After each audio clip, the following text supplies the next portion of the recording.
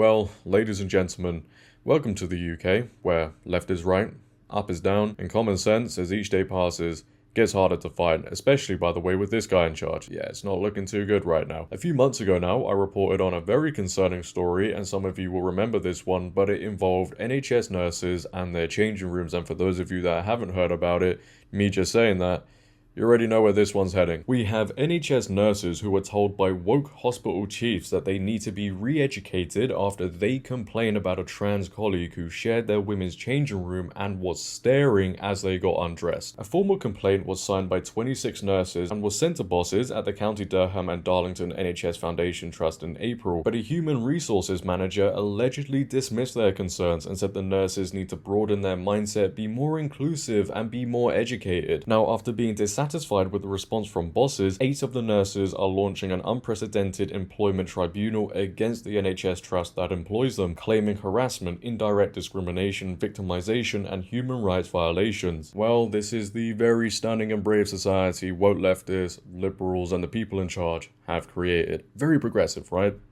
If you're a woman now and you complain about a dude in your changing room who shouldn't be there in the very first place, it's you that needs to broaden your mindset. It's you that needs to be more inclusive. It's you that needs to be re-educated. What are we doing, honestly? Yeah, it's complete madness. And now we have some more news surrounding this whole thing, and I'll tell you now for a fact, it's not looking too good. Massive understatement. Firstly, we're going to be getting into this article that talks about this whole thing and this news story that has come out. And then after I've discussed the insanity with you, we'll take a look at an interview on Talk TV where 2 of the nurses involved have now decided to speak out. But before we get into it, as always, you guys know the rules by now. If you could, make sure to leave a like rating as it really helps out the video. If you're new and you've stumbled across this video, hit that subscribe button. We are on the road to 80k. Thank you guys so much for the support you continue to show on this channel. Once you've subscribed, by the way, turn on bell notifications so you never miss a video. We all know what YouTube is like when it comes to topics like this. They don't really want you watching. Leave your comments down below about this whole story, share this video around, and let's get into it. The Daily Mail have reported 5 of the NHS nurses who complained about sharing a changing room with a trans colleague are now forced to change in humiliating locker room. Yes, it's the women who have to change somewhere else. You couldn't make it up, could you? It's embarrassing. It really is. The nurses said vulnerable women who have suffered sexual abuse were having panic attacks before working on wards after having to get undressed in front of the 26-year-old trans nurse who stared at their breasts and lingered in the room. After taking legal action 3 months ago, the nurses were given what they labeled a humiliating changing room, which was meant to be temporary but is still in place now. In a joint statement, the nurses said, "We continue to be appalled at how we and our female colleagues are being humiliated and dehumanized by the hospital and trust. Instead of listening and acting on our concerns and the public and media outcry, they have doubled down, putting trans ideology before women's safety." No surprise there. We were told a locker room would be temporary until a solution was found. This locker room, however, does not appear to be temporary and no solution has been found. And they go on to claim, and this is just ridiculous, that the room still falls under the same policy as any other changing room facility in the trust, and therefore a biological male identifying as a woman could still access it if they wanted. You've got to be taking the absolute... How is this acceptable? How can these people look these women, these nurses, in the eyes and say, "Hey, look, we've got another changing room for you if you don't want to get changed in the female changing room," because, let's be honest, they don't want to hurt the feelings of this guy who is identifying as a woman. Feelings come before anything else. They come before facts, truth, reality, common sense, women's safety. This is the time we're living in. And what's even worse is, under their policy, allegedly, this man and any man, if they wanted to, could go into this changing room that this trust has so kindly offered to these nurses because all they have to do is identify as a woman, and that is it. How does that make any sense? It doesn't. You have women here, according to these nurses, who have been sexually assaulted and are panicking at the thought of sharing a changing room with this man and having him stare at them. Where are the woke liberal feminists now? Where are the woke liberal men? All of these people who talk about women's rights every single day, without fail. They talk about white straight men trying to take rights away from women, yet when it comes to this, oh boy, they certainly do a good impression of Stevie Wonder, don't they?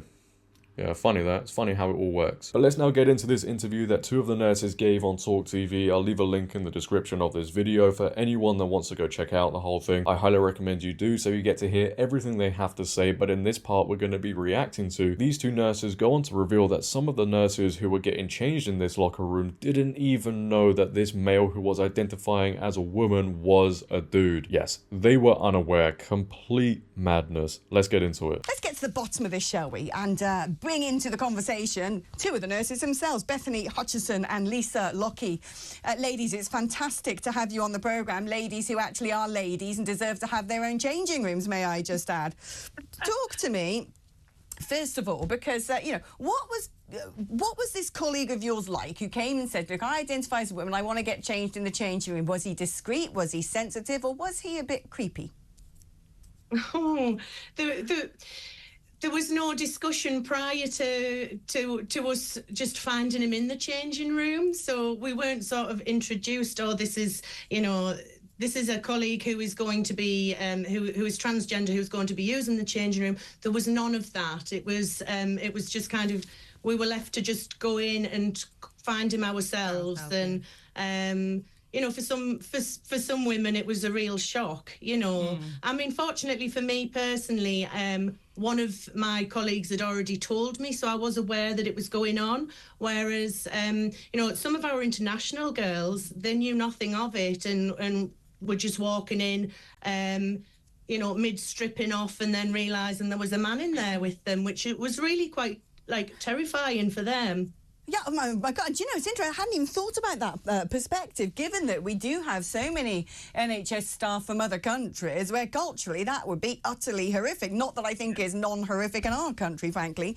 Look, I don't know anything about this male nurse. I don't play the games of pronouns and gender identity. I refuse to. I wish more of the world got on board. So you take further action. How did this result in you ending up being sent away, excommunicated into a tiny little changing room just for you? Do you want to go? It just kind of happened overnight, really. So we'd spoken to the media. We'd put the story forward anonymously to start with, and then there was a risk of we didn't want other transgender colleagues to maybe be accused of inappropriate behaviour and stuff, and we felt it was probably important to actually identify ourselves. So just after then, we just came in one day and we'd had a message sent to say we had a new changing room. Our sister's office had been cleared out and was now a locker room. So there was a keypad on the door. So we were going in there to get changed. There was no lockers actually in it to start with. They've now put 6 lockers in there,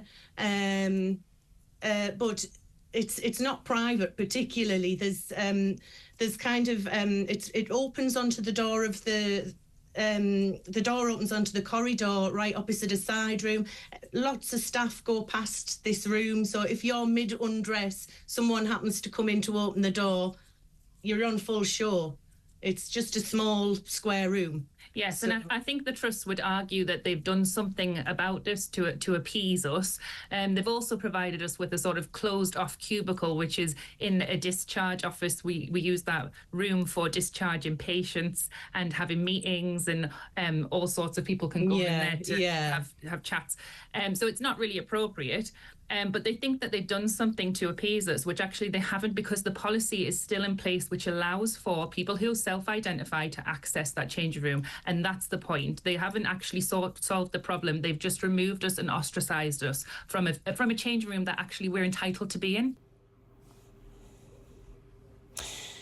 Welcome to 2024, ladies and gentlemen. It's a great place. Really is. And I didn't want to interrupt the women that were speaking there. I wanted you guys to hear what they were saying without me interjecting, as I always do. And when you sit here and you take in everything that is going on, everything they're involved in, how is this allowed to happen? How have we reached this point where this is going on?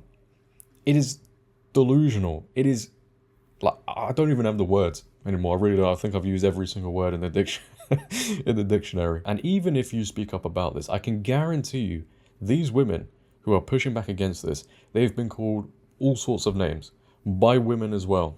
These liberal leftist women. I can guarantee you. That's how much power, how crazy this agenda is. If you want to stand up for women and their safety, and you're even a woman, that's not allowed. If you're speaking out against men who identify as women, oh, no, you can't be doing that. You just have to accept everything. You have to allow everything. Because it's bigotry otherwise. You're transphobic or whatever else they come up with.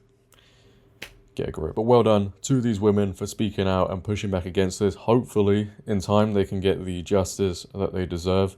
Let's hope that happens because, man, they shouldn't have to change in a different changing room just because one guy is in there. Get the guy out. Get him to change somewhere else. It's pretty simple. Leave your thoughts down below, ladies and gentlemen, on this whole situation. What are your thoughts on the story? I'd like to know. If you have enjoyed, make sure to leave a like rating. If you're new, hit that subscribe button, turn on bell notifications so you never miss a video, comment on this video, share this video, follow my socials down below in the description. But until next time, it has been your host JD. Have a great day, stay safe, and I'm out. Peace. Man. You know, sometimes I sit there and I go, yep, I've seen everything now. Nothing can make me go, what the? Still happens.